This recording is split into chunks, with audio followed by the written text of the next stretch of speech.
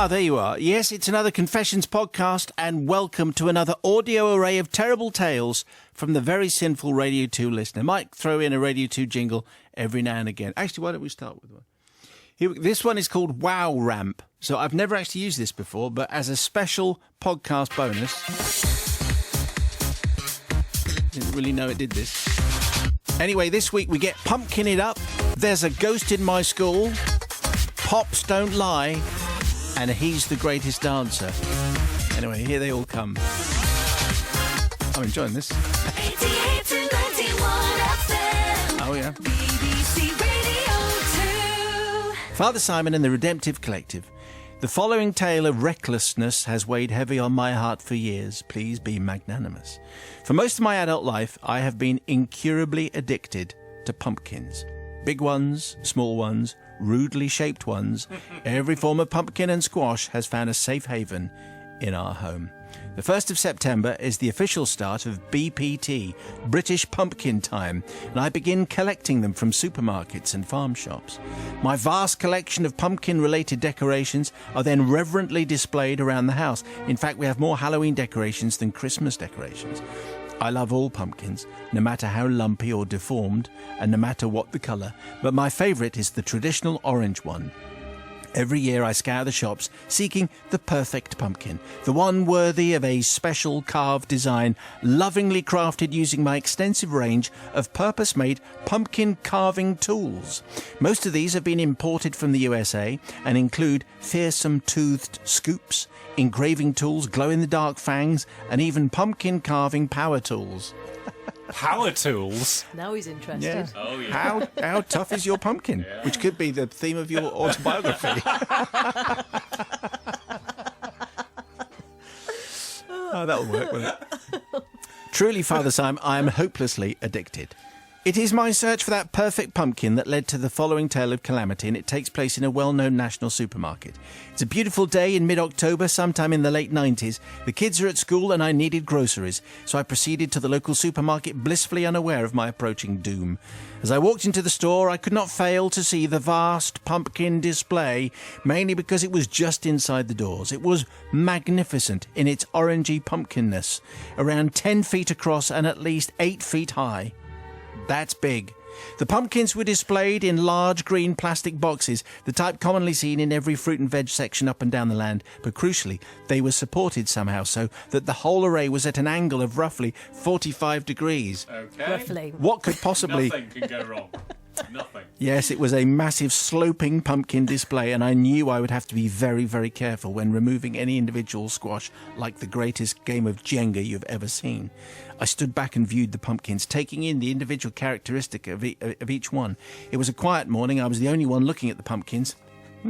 So I took my time. Eventually I managed to break free from the pumpkin thrall that had rooted me to the spot in a hypnotic trance and moved forward to claim the one that had called to me.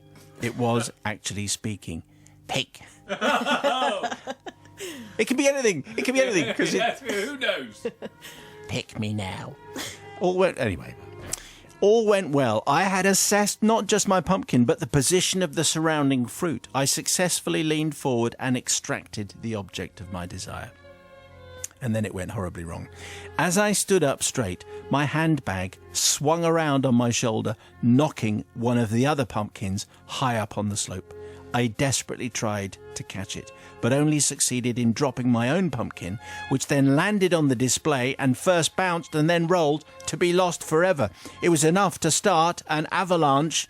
With a low rumbling noise, every pumpkin moved, inexorably gaining speed as gravity did what gravity does. Within a couple of seconds, I was surrounded by approximately 300 heavy orange pumpkins bouncing and falling and rolling away from me. They seemed to be maliciously sentient, deliberately aiming themselves at those least able to get away from them, including a man on crutches who had the good sense to stand still and an elderly lady who didn't. As the orange tide engulfed her, she made the fatal error of trying to get away.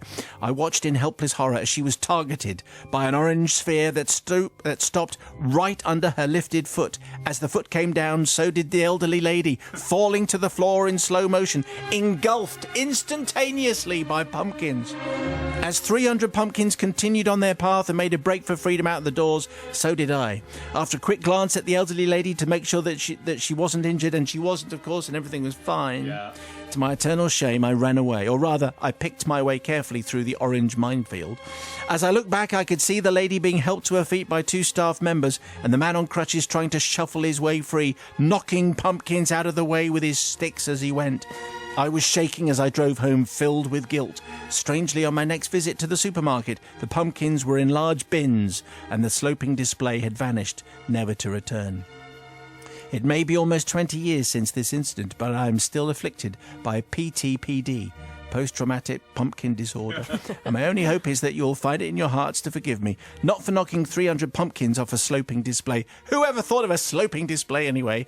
Because it's barking mad. Anything capable of rolling on a slope, nor for making the staff round them all up again. I need forgiveness for causing the poor old lady to end up on the floor and not helping her. And I also need forgiveness for abandoning my perfect pumpkin to its fate as it bounced and bruised across the unforgiving supermarket floor. I throw myself on your mercy. Yours, lots of love, Penny Pumpkin, who's got a little bit of a fetish thing going on, I think, slightly too obsessed with a pumpkin. What do you think, Honor? Going to forgive or not? There's a few different things here, because first of all, I was thinking, well, the elderly lady was okay. That was the first thing that Penny said.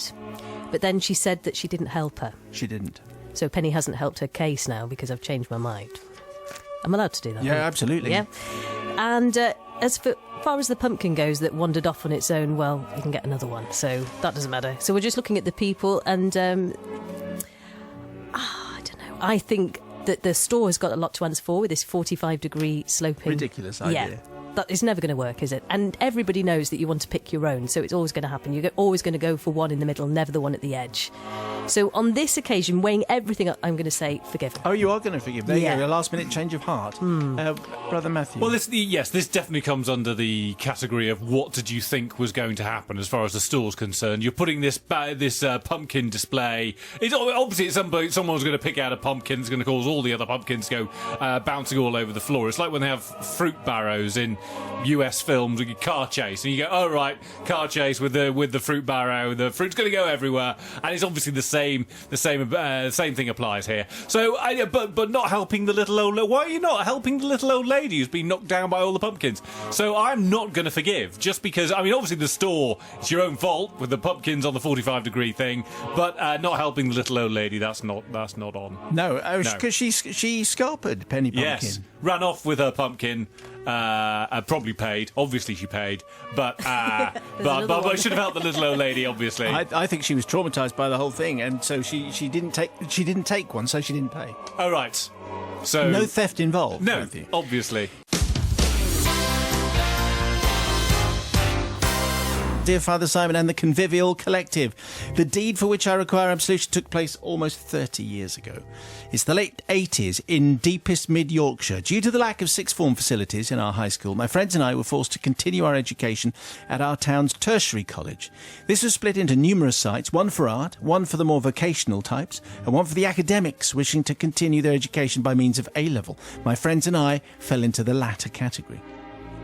Father Simon, the structure of our sixth form college building played a key role in this misdemeanour. By sheer coincidence, 4 of my friends had opted to study A-level, pure maths and stats. There's a big old subject for you.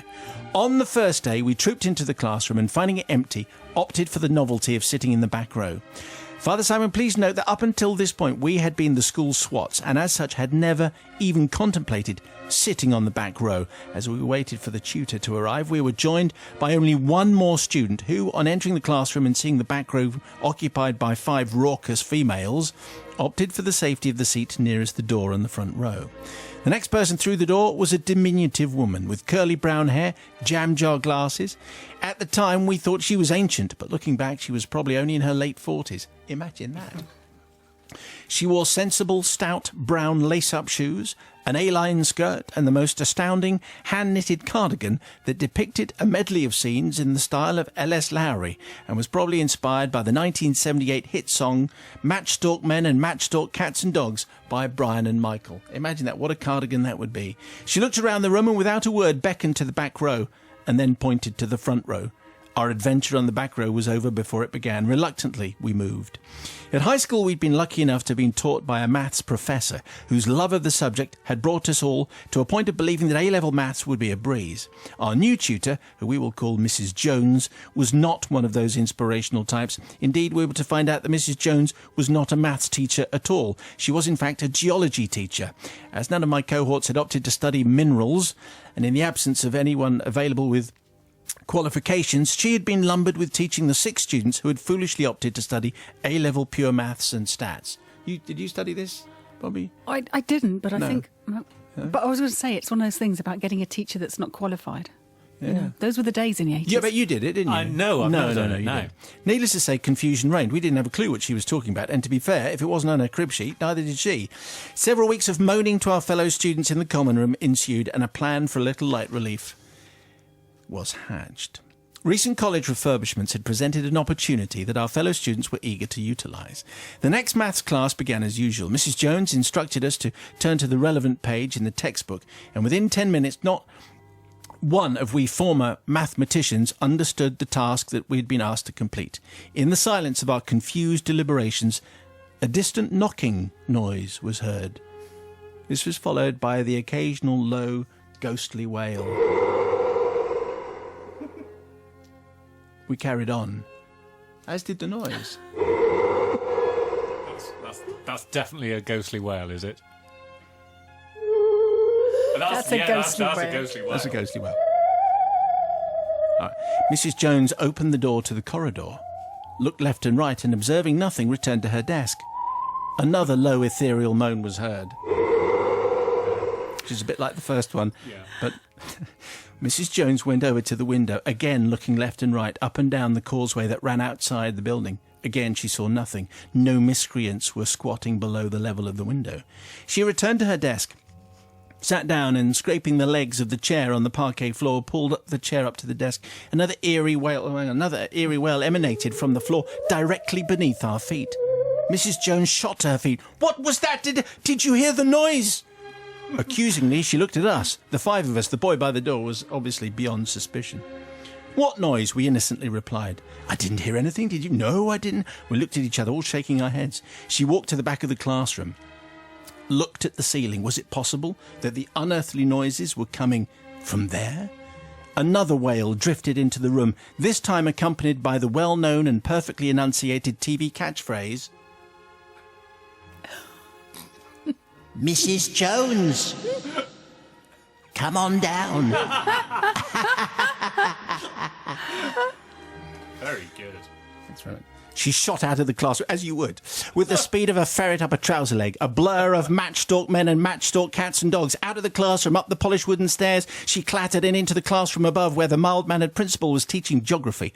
Raised voices could be heard as Mrs. Jones demanded to know what was going on. A few minutes later, she reappeared, unpacified, in the maths room with the bemused principal in tow. Both of them stood silently in the doorway, awaiting more disembodied voices, which, of course, never came.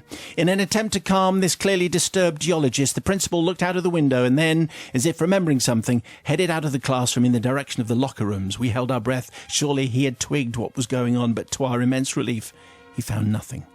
And so, Father Simon, I would like to seek forgiveness on behalf of myself, my fellow pseudo-mathematicians, and our co-conspirators for inducing a temporary state of madness in the mind of our unsuspecting, though nattily-clad, tutor. Mrs. Jones wasn't losing her marbles. Our fellow students, who, taking advantage of a study period, in other words, an hour to DOS, had found a maintenance access trapdoor, and for a jolly wheeze crept along the underfloor cavity until they reached the maths classroom, where their ghostly "Price is Right," Price is Right performance began. Shortly afterwards, we were moved into what can only be described as a broom cupboard of a classroom, large enough to accommodate only one desk for the students to share and space for a chair for teacher. Mrs. Jones retired to spend more time with her rocks. Polly says, Forgiveness, please. Well, I reckon this might be a hard one because I think Bobby is not going to look happily on this misdemeanor. But anyway, let's see. Sister Well, Bobby. you're absolutely right. I'm torn because the thing is, like I said, I love hijinks. This is great. You found a maintenance trapdoor and pulled that off. That is absolutely fantastic. And I don't know. It's like a Mission Impossible scene. Yeah, I know. How you stopped yourself from laughing and not giving it away. That was absolutely brilliant, especially in the 80s. And you didn't have a teacher that was worth, I suppose not worth your time, but it's difficult because you expected the very best. You had the best and She you was just a wanted to do more. geologist. I know, but the thing is, actually, it wasn't her fault either. She probably didn't want to teach maths. She probably just wanted to teach geology. So, situation. But also, it meant that she left her job. You see, and that's why I can't forgive you, Well, because she'll have you been there, she'd made been a all right. teacher She who was left a job. So on this occasion, you're not forgiven. Brother Matthew. First thing to say is obviously the production on that confession was outstanding. Did you think? Yes, very good, very impressed. I love the fact that they go for Leslie Crowther. So the Price is Right. So what are we going to have the ghost say? We'll say some catchphrase from The Price is Right. That. Mrs. Jones. That one. Yes, yeah. Never give a presenter an echo chamber ever. So I like that, but I do have to go along with Bobby on that. What on earth is a geology teacher teaching A-level maths? And also, is there much call for A-level geology? Is that a big Yes, thing? of course, it's a very important subject. I'm going to say that if you're the head teacher at that school, you're probably, well, maybe I should be employing more A-level teachers in maths rather than ones in rock. So I am going to I'm going to forgive. Yes, I'm going to. Forgive me, Father, for I have sinned. And I have sinned about B-days. Now, we had a B-day confession a couple of weeks back, which got destroyed, I think, in the process of the confession, because it was balancing a ping-pong ball, and then it blew up. Anyway, Twister says, however, this confession was a sin, but it was a sin to protect the innocent, and it lasted for many years. I am 61 years young. My daughter is 35-ish, and when she was about 6, she asked me what a B-day was. She was and still is my little girl, and I was not going to tell her anything that was not the truth. So I explained that they were used to wash football boots. And as she didn't have any at the time, she needn't worry about that at all. You can just forget about it. That's what they're there for. It's not a bad answer. All okay then, no problem. I completely forgot about that until last year. My daughter, son-in-law, 2 grandchildren, my wife and I decided it would be easier to sell our 2 houses and move all together into one house. How about that? The modern-day Waltons, to use an old-fashioned TV reference. In our new joint house, there was not 1, but 2 B-days. Imagine that. How far up in the world have you gone? Yes. 2 B-days. 1 in the main bathroom and 1 in the ensuite. Predictably, the response from my wife and daughter was, well, they're going. Well, still no problem that I could see. Now, I should explain I am starting to retire and my daughter is slowly taking over the family optician's business. She needs to establish that she is now the boss and I am helping, I think. Anyway, one day, when dealing with a patient, she was explaining about this new idea, the Waltons house, and all seemed to be going well, except that we would be redoing both bathrooms, she said, and removing both B-days, as we had no need for that kind of thing anymore. So the patient looked puzzled. My daughter said, nothing needs to be that clean. So, the patient obviously managed to look a little bit more puzzled. So my daughter then said, football boots. No one needs to wash football boots, do they?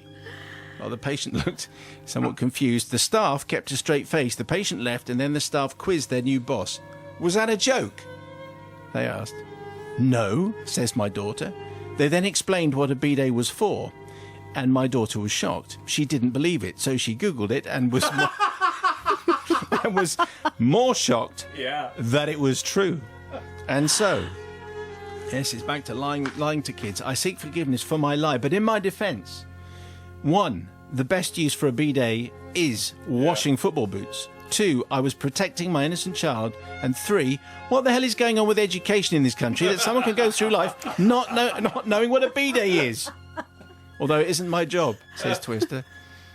And if I'm not forgiven, we may have to look for 2 houses again, and that will be on your head. Okay, well, it's very good, and it is one of those things, and it does cause confusion. But for that moment, that sitcom moment, where your daughter is explaining to the patient who's having the eye test done that nothing needs to be that clean, you're in. All right, Twister, so let's see what Bobby makes of that. I love family folklores. They're great, aren't they? Because they're so specific to the absurdities of all of us. But you can see, it would be perfect for cleaning shoes. Well, you see, I disagree here. And my point is that football boots get covered in mud, thick mud. So when you wash them, you actually need some force. So I don't think actually a bidet is the best place to wash them in. Isn't it? And I don't think bidets actually have that much force. What you need is a hose pipe. Yeah, and also you get big don't want clumps much of force mud. on a bidet. So you don't...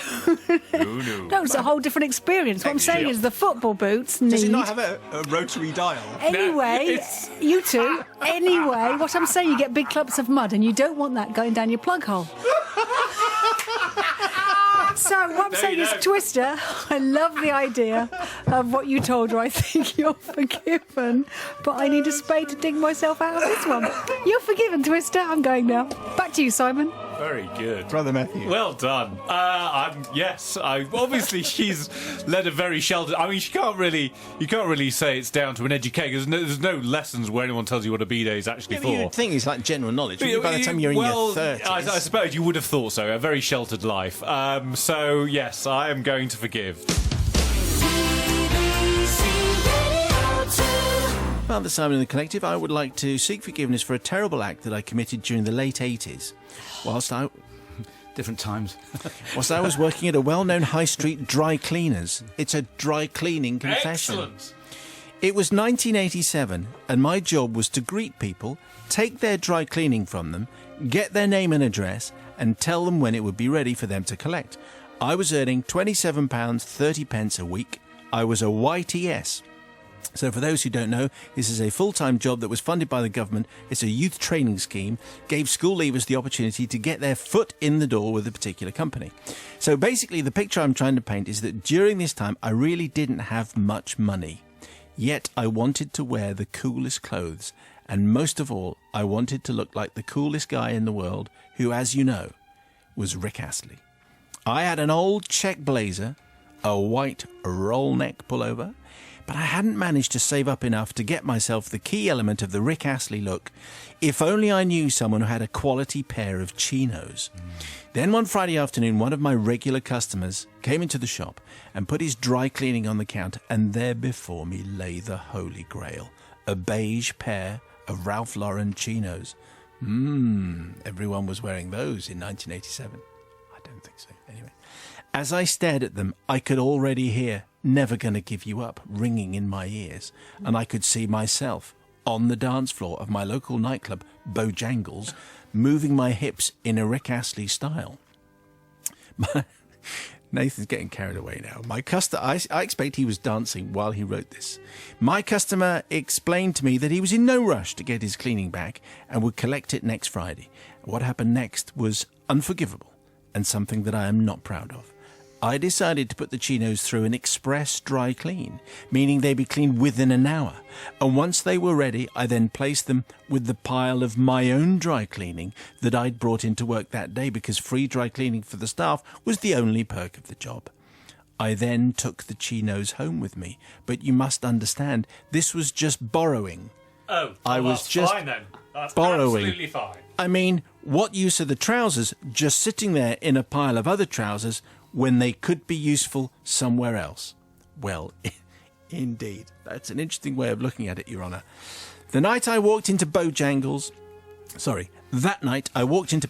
convinced in my mind that I literally and totally was Rick Astley, complete with my well-fitting designer chinos. The dance floor was mine, and when Never Gonna Give You Up came on, I danced harder than I danced ever before. I felt amazing, and I actually really looked like Rick. Everyone said so. I was a total wow. Yeah. Total something. Yeah. The following morning, I was back at work with the chinos and I put them through a 1 hour express clean. They were placed back with the rest of the customers cleaning, ready for him to collect the following Friday. As you can see, this, Father Simon, is a very rare victimless confession. Although I do need to be forgiven, I suppose, for a selfish act, I would like to say sorry to Mr. Simpson from Rochdale for borrowing his trousers without his permission, to Mr. Astley for my impression, although I was genuinely fabulous. But don't you think, Father Simon, that the world would be a better place if we all shared our things more? No. I certainly think so. What we're doing there is we're moving into an anarcho-syndicalist commune, Yeah, and yeah. where we take it in turns Oh, to be what? executive officer for the week. Yeah. What was that? Let me An write that down. anarcho-syndicalist commune. It's Yeah. kind of like a Chumbawamba thing. Oh, okay. Yeah. Where we don't believe in authority, we just take it in turns to be in charge. Yeah, okay. Quite a lot It's of a di- jumpers. Yeah, different way of running things. you have Yeah, to it say. is. Yeah. Some people like it. Anyway, others, so not so much. the great thing about an anarchist, they believe that property is theft until you say, well, can I borrow your records? And they go, no. Anyway, that's a slightly outdated 70s conversation. That is. Anyway, Nathan in Manchester, the dry cleaner, helped himself and went out a dancing and a prancing as Rick Astley, Sister Bobby. Well, there are times, yeah, or there there you are are. situations with people, like if you were starving and you borrowed milk off a doorstep and then put it back a week later, or something like that. I'm not saying it's theft is a good thing, but I can understand if you're absolutely starving hungry and you take some food and you eat it because you really, really need to. But you see, the You thing don't is, borrow food, though, do you? You well, eat you can. You eat it, but then you replace it. So if It's if it not really that. is temporary, I know it's not that. You see, the thing is, I don't think the need is that desperate. Sometimes you are in desperate need, but really, to look like Rick Astley is That was a not need. really a need, was Isn't it his human right? No, I think it is. no, it might be desire. I was just trying to think of who else he could have been in the late 80s, 90s, and I was stuck on Adam Ant and Spandau Ballet. That's probably too early, wasn't it? Anyway, the point is, I think it's very easily not to forgive you because you could have damaged his trousers and then you've had to pay to replace them, and then it would have been, otherwise the company would have been in trouble. So very simply, you're not forgiven because you didn't really need them. I think he sounds, with the polo neck and the brown trousers, he sounds more like Andy Williams than Rick Astley. But anyway, Nigel, what do you think? A there? white polo neck at that as well. Did you change the name of the nightclub? Because I think Bojangles, I might have been to that in Manchester and not looking as cool as our Nathan. And he didn't eat the trousers, which was fortunate, Bobby. And he didn't spill any pop on them or anything. So it was a fashion and dance groove armada moment. So Nathan, definitely forgiven because you've got out there and you were a wow. And I really hope it all worked in your favour. Well, it's a victimless confession, but let's see what Brother Matthew makes of that. Is it? I mean, there is an unspoken agreement between us when we walk into a dry cleaners and we leave our clothing there. Is that they're just going to clean them? They're not going to wear them. And if the whole deal now is I rather like your trousers, is it okay if I wear them? Then you need to be pretty upfront about that from the start. And the reason why he didn't is, of course, because your man would have been like, "What? You're not wearing my trousers? What's that about?" So I am not going to forgive because down that road, anarchy rise. And, I think that's right. I think yes, so, yeah. and I, for one, am not prepared to live in that commune. So I am not going to forgive. Well, they were this week's confessions. Pretty fine, I think. If you forgave anyone, I'd like to know. Plus, if you have a confession of your own, and let's face it, you've got 100, come on, just send us the one from the top of the pile. Confessions at bbc.co.uk. You want another jingle? Here's another jingle. You can keep this one.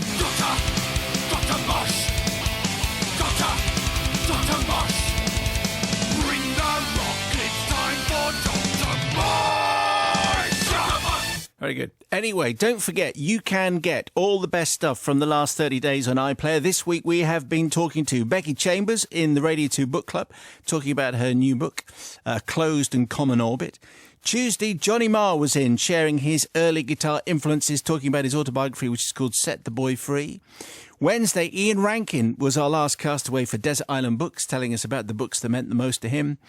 And on Thursday, Nigel was back and preparing pheasant pulpatine with roasted squash and pomegranate molasses. And if you got this far in the podcast, let me know by tweeting, "You mean posh meatballs and gravy, Nigel?" Thanks. Oh, okay, I'll give you another jingle. This is Dollar Shotgun, whatever that is. BBC